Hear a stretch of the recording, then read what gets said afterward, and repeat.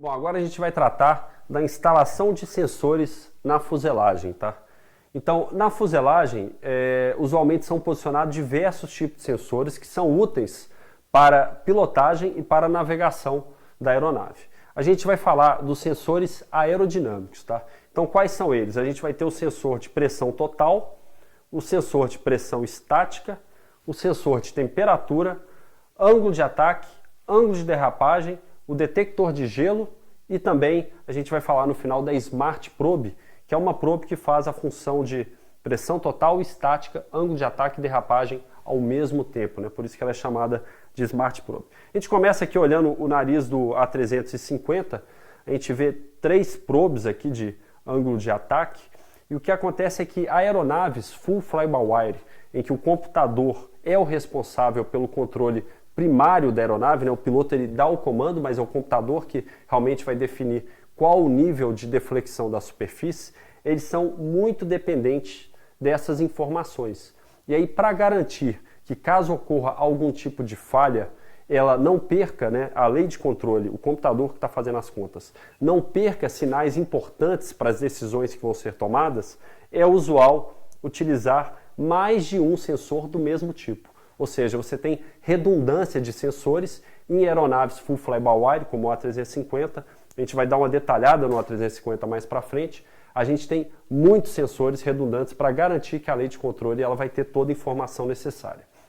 Então a gente vai começar com a pressão estática, tá? Então a pressão estática ela é utilizada na determinação da altitude, tá? A gente chama essa altitude de altitude-pressão. Então à medida que vai ficando mais alto na atmosfera, a pressão vai caindo e essa redução da pressão atmosférica é utilizada para relacionar com a altitude. Para essas contas, eu não vou entrar a fundo no equacionamento, mas existe uma atmosfera padrão e essa atmosfera padrão é seguida por todas as aeronaves, tá? E ela vai relacionar aquela dada pressão com a dada altitude e assim a altitude pode não ser exata, ela é só uma tabela, um modelo aproximado da atmosfera. Mas todas as aeronaves vão estar com a mesma altitude, mesmo que ela não seja exata, tá? Então a gente vai ter o sensor de pressão estática indicando altitude e também sendo utilizado para indicação de velocidade. Então a velocidade ela é determinada a partir da diferença da pressão total, que é obtida no sensor de pressão total, tá? Quando o ar bate e estagna nesse sensor, a gente vai detalhar mais para frente, e a pressão estática. Então a diferença entre a pressão total, que é a pressão gerada pela estagnação da velocidade do escoamento no sensor, mais a pressão estática, e a diferença da pressão estática isoladamente, a gente vai conseguir obter a velocidade, tá? Bom, os sensores de pressão estática, eles estão lá para medir a pressão do escoamento não perturbado, ou seja, a pressão de escoamento na atmosfera onde o avião não se encontra. E quando a gente tenta medir isso na posição do avião, o próprio escoamento já foi perturbado pela presença do avião. E isso pode trazer alterações nas medidas, tá? Essa alteração de medida devido ao posicionamento do sensor no avião, a gente vai chamar de erro de posição, tá?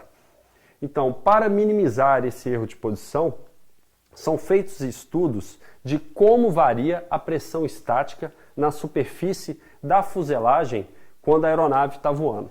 Então, no infinito, a gente vai ter aqui que o ΔP sobre Q, né, ele é zero, ou seja, a pressão estática ela é igual à pressão da atmosfera, e no infinito à frente e também no infinito atrás, tá? E aí, quando o escoamento ele se aproxima da aeronave, no nariz da aeronave, a gente vai ter um ponto de estagnação. Na estagnação, o CP, né, ele vai chegar no valor de 1, ou seja, é muito distante do valor que a gente realmente quer medir, que é esse valor ou esse valor aqui. São valores da atmosfera isolada, sem a presença do avião. Porém, depois que ele estagna aqui, ele acelera ao longo da lateral da fuselagem e em um determinado momento aqui na lateral da fuselagem, ele chega novamente no CP igual a zero. Então, nesse ponto aqui da fuselagem, a gente tem uma pressão estática exatamente igual à pressão estática não perturbada da atmosfera. A gente vê isso acontecer para alguns outros pontos da fuselagem, né, toda vez que o CP cruza o zero, e também lá para o ponto bem longe do cone de cauda, né? Então, um ponto bom para posicionar um sensor de pressão estática nessa aeronave aqui em questão seria na lateral da fuselagem ali embaixo aqui do plex aí do cockpit, né? Essa informação eu peguei de um livro de ensaio em voo, tá? Eu estou colocando a referência aqui embaixo, do Donald T. Ward, e ele trata bastante sobre erro de posição e como calibrar sensores, né? Então, a pressão estática, né, conforme a gente viu aqui, você vai ter que determinar qual a melhor parte da fuselagem para você posicionar esses sensores. Então, é bem usual na indústria hoje em dia estudos com CFD. Nesses estudos com CFD, você vai conseguir fazer esse mapa do CP na fuselagem para que possa ser posicionada a pressão estática mais próxima da atmosfera não perturbada possível. É esperado algum efeito com a variação do ângulo de ataque, então isso também tem que ser estudado.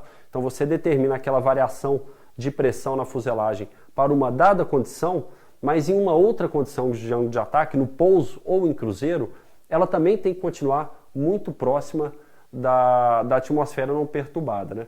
Usualmente o sensor ele é posicionado dos dois lados da fuselagem, então a gente tem pressão estática, né, do lado direito e do lado esquerdo, e no caso de uma derrapagem da aeronave, o aumento de pressão de um lado é compensado pela redução de pressão do outro lado. Esse é um método usual e essas duas linhas elas são ligadas em um Y para facilitar, para diminuir o erro devido a derrapagens da aeronave, né? Também deve...